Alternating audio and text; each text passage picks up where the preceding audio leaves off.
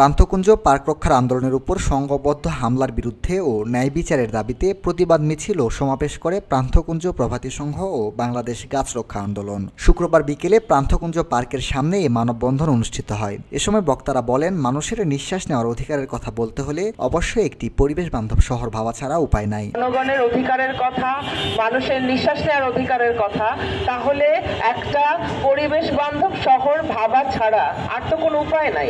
We cannot live without oxygen, without trees, without nature. It's not possible.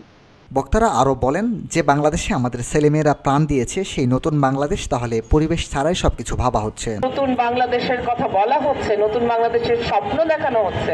যেই নতুন বাংলাদেশের জন্য আমাদের হাজার হাজার সন্তানরা প্রাণ দিয়েছেন, সেই নতুন বাংলাদেশে তাহলে পরিবেশ ছাড়াই বাংলাদেশ হচ্ছে, প্রকৃতি ছাড়াই বাংলাদেশ হবে? সেটা তো নিশ্চয়ই হতে পারে না। এর চাইতে অর্বাচীন কথা, এর চাইতে অর্বাচীন ভাবনা পৃথিবীতে তো আর হয় না।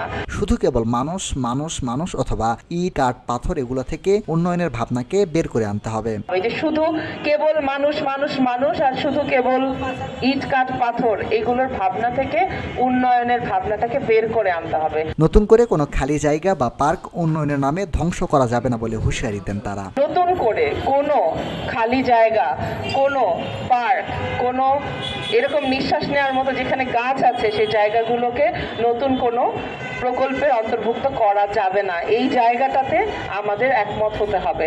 তা না হলে ভবিষ্যৎ বলে আসলে কোনো কিছু, টাকা আপনি নিঃশ্বাস নিতে পারবেন না, টাকা আপনি খেতে পারবেন না।